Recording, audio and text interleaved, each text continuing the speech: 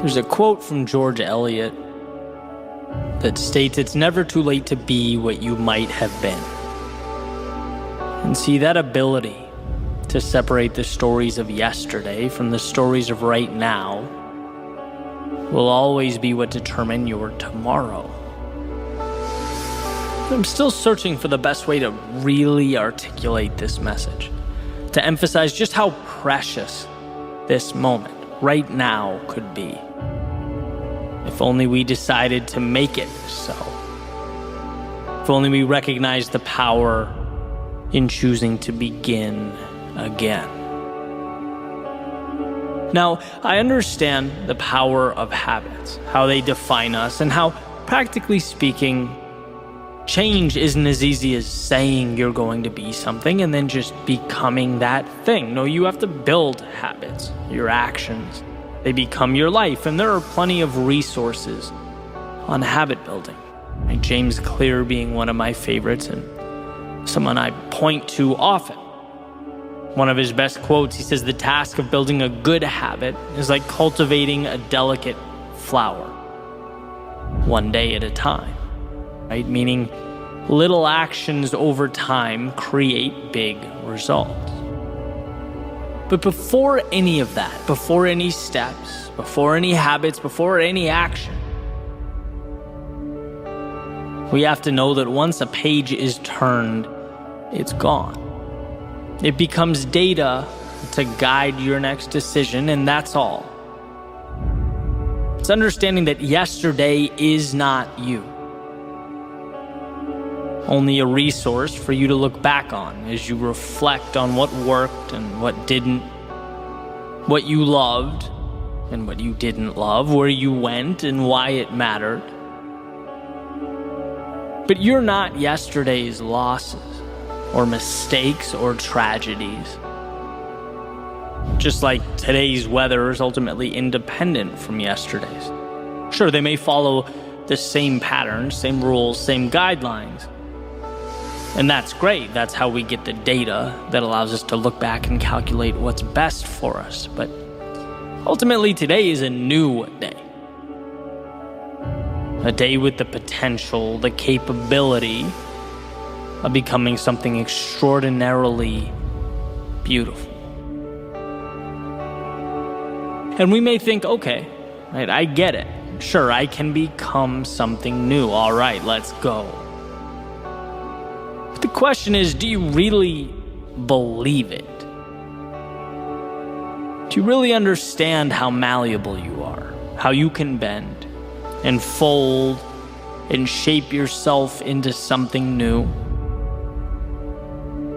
Because the second you get that quick blast of motivation, right, that tiny bit of courage and dip your toe in the water, what happens? Life says, not so fast. Your mind presses play on a giant projector, showing the film of who you used to be, right? Not who you want to be. Social media displays a seemingly perfect collage of everyone around you pretending to live problem-free lives and prompting you to think, oh, this must mean I'm doing something wrong.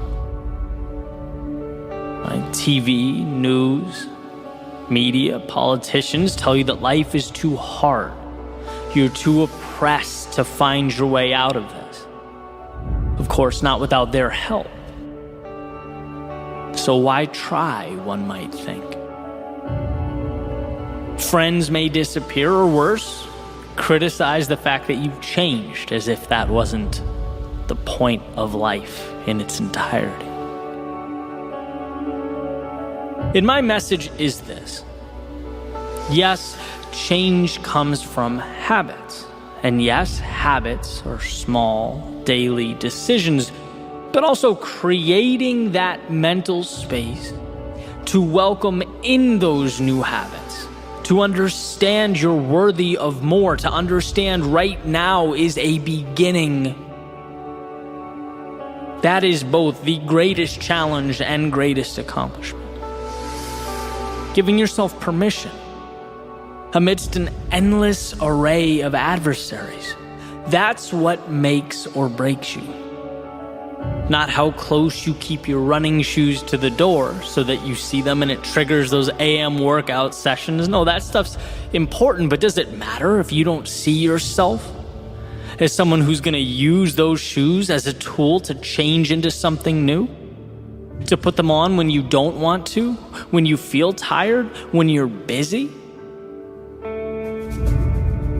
Who are you going to choose to be? And can you hold on to that idea?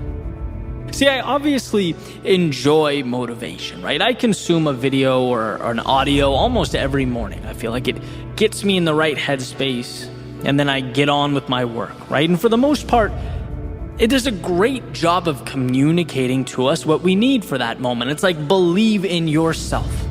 Work hard. Don't you dare give up. Amen. But where it sometimes drops the ball, in my opinion, is the why. Why believe in myself? Why work hard? Why not give up?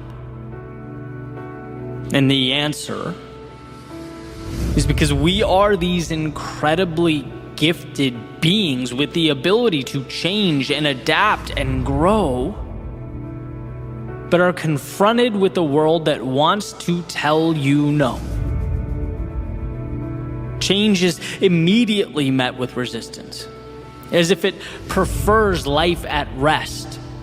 It begs for stagnation. And you even thinking that you can rearrange the order of things shakes life at its foundation.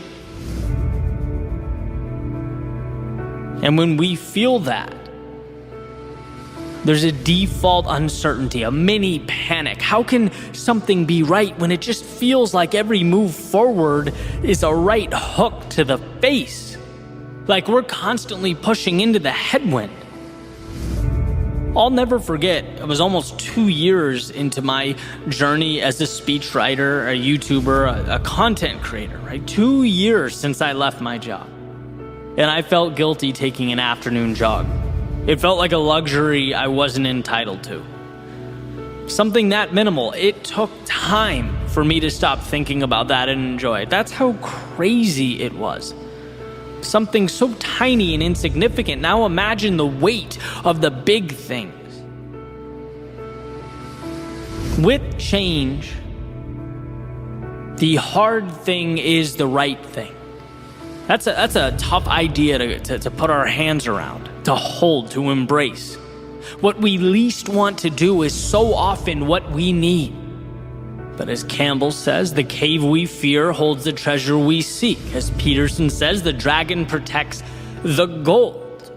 Jim Rohn, the winters of life give way to the springs and the summers. Nietzsche said there's no beautiful surface without a terrible depth. To become who we might be hurts.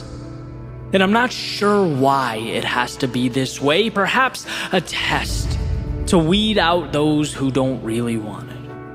Or maybe it's what we learn when we leave the pieces of ourselves we no longer want behind. Or maybe it's because without that fight, without that suffering, evolution just wouldn't mean as much. But the climb, it creates the view. Regardless the reason, I hope the point comes through and it comes through loud and clear, and not just now as your alarm clock goes off and you're looking for that extra push to get up, but tomorrow, in the morning after that, when things become a little bit harder and the finish line feels a little less real, a little less visible. The person you hope to become is as real as the present moment. It's as real when you're excited and motivated as it is when you're discouraged and down. But look around you and understand that as counterintuitive, as crazy, as frustrating as it might be, the discomfort and uncertainty does not mean you are lost or you've wandered too far. It means you're right where you need to be. It's the little price to be paid every day for monumental change.